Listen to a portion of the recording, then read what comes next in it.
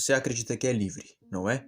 Que pode escolher o caminho que quiser, dizer o que pensa, viver como bem entende. Acredita que a liberdade é um direito, um presente, talvez até uma virtude. Mas e se eu te dissesse que isso que você chama de liberdade é uma simulação? Uma mentira moldada para manter você de pé, calado e funcional. E se a liberdade real fosse tão insuportável que ninguém, nem mesmo você, a suportaria por mais de um segundo? Você acha que é dono de si, mas cada escolha que faz já foi desenhada antes de você nascer. Hoje, você vai entender o que Askeladd viu, e o que todos ignoraram. E quando perceber, será tarde demais. Mas antes de começar o vídeo, não se esqueça de deixar o like e se inscrever no canal.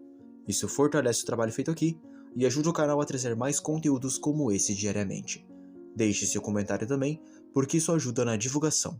Sem mais delongas, vamos ao vídeo. Askeladd era um erro do mundo, um filho ilegítimo, um bastardo jogado entre dois povos que se odiavam. Metade galês, metade viking, criado por uma mãe humilhada e torturada pelo passado, e por um pai que simbolizava a violência fria do poder masculino. Sua infância não teve espaço para pureza. O que ele herdou não foi amor, foi lucidez. A consciência precoce de que o mundo não se curva à justiça, e sim à força. Mas não a força bruta, como Thorkel acreditava. Askeladd entendeu que o poder real mora no silêncio, no planejamento, no sacrifício invisível, do controle das narrativas. Ele não acreditava em heróis, não via sentido na bravura viking, e jamais se deixou guiar por impulsos como Thorfinn. Ele via o mundo como um palco sujo, onde todos atuavam, mas só ele sabia que era uma peça. Sua mente era um campo de batalha, e sua maior arma era o disfarce.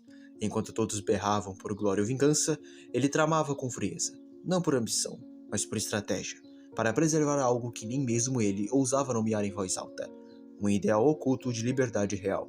Não essa liberdade gritada em discursos, mas aquela que ninguém quer, porque exige a destruição de todas as ilusões. A maioria dos personagens ao redor de Askeladd vive para um propósito visível.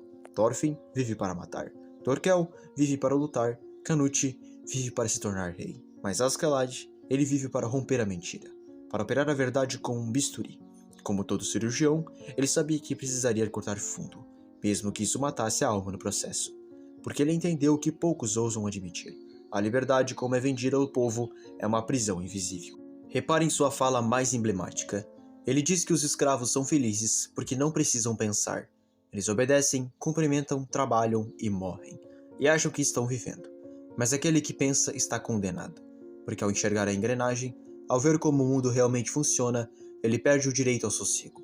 O pensamento é a ruína do conforto, e o conforto é o alicerce da mentira. Por isso, Askeladd agia em silêncio. Por isso, manipulava todos, Canute, Thorfinn e seus próprios homens. Porque sabia que um homem livre de verdade não pode se revelar. Ele precisa fingir ser escravo, porque o mundo só tolera a liberdade quando ela é simbólica e não real. E é aqui que entramos no coração da escuridão. Um homem escravo do ouro segura um chicote e bate no escravo que comprou com aquele ouro, como se afirmasse que ele é o mestre.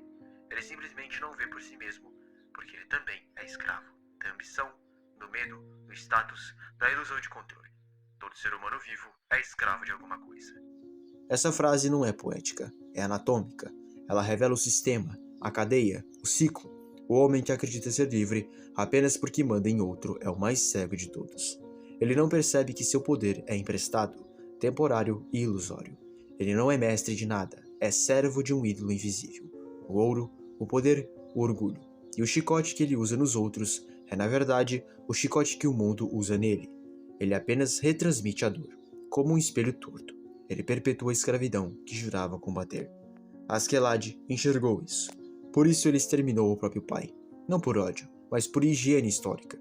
Porque aquele homem simbolizava uma estrutura que precisava ruir. Não era um assassinato. Era uma eutanásia de valores. Uma execução silenciosa do velho mundo. Porque aquele pai era o homem do ouro e do chicote. O homem que acreditava ser o dono de tudo, sem perceber que era escravo do próprio império que sustentava com sangue. É por isso que Askeladd nunca agiu por impulso. Ele não se deixava seduzir pelo momento. Ele via séculos à frente. Ele foi o único personagem da série que entendeu que a liberdade real não é a ausência de amarras, é a consciência plena de todas elas, e a habilidade de operar dentro delas, sem ser consumido. Mas isso tem um preço, a solidão. Quem vê demais se afasta demais. Quem entende demais sangre por dentro. Askeladd nunca amou, nunca descansou e nunca foi compreendido. Ele viveu como um símbolo sem público, morreu como um mártir sem altar, porque ninguém, absolutamente ninguém, quis ouvir o que ele dizia, nem Thorfinn. Thorfinn era escravo do ódio, refém de uma promessa feita na infância, um menino que confundiu vingança com justiça e viveu cada respiração para realizar um ato que nem ele compreendia mais. Ele achava que, ao matar Askeladd, seria livre, mas a liberdade que buscava não estava em matar, estava em entender, em perdoar, em largar o chicote. Thorfinn foi toda a história, o exemplo vivo do escravo moderno, aquele que carrega correntes emocionais, que se veste de guerreiro, mas vive de dor. E é justamente isso que torna o contraste entre ele e Askeladd tão brutal, porque um era prisioneiro que se achava livre, o outro um homem livre que fingia estar acorrentado para destruir as grades por dentro.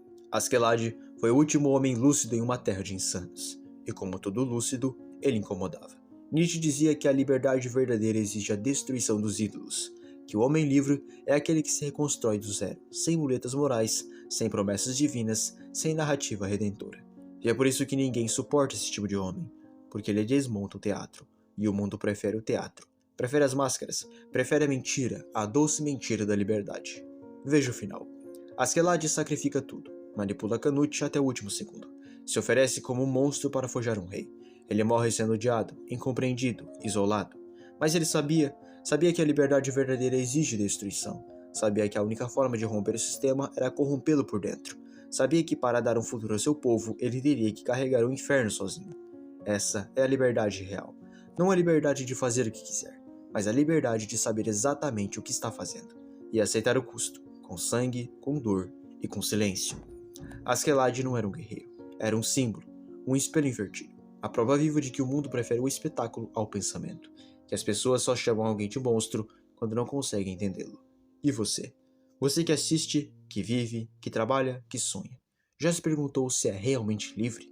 Ou será que também segura um chicote sem perceber as correntes do seu próprio pulso? Você grita, protesta, se rebela, mas tudo isso é uma dança dentro do círculo. Você ainda está no palco, ainda está atuando. A liberdade está fora do teatro, mas sair do teatro exige abrir mão da plateia, do aplauso, da identidade, da ilusão. Poucos aguentam. Askeladd aguentou, e por isso morreu sozinho, mas lúcido. E no mundo em que vivemos, talvez essa seja a única forma real de vitória. Se você entendeu, já não é mais o mesmo, porque agora você sabe. E quem sabe não pode mais dormir em paz, não sem perceber que o chicote sempre volta, que o ouro brilha, mas aprisiona, que toda liberdade vem com um preço, e que todo homem vivo é escravo de alguma coisa. A pergunta é, de quê? E até quando? Muito obrigado por assistir até aqui, considere se inscrever no canal e deixar o like. Tenha um ótimo dia, e até o próximo vídeo.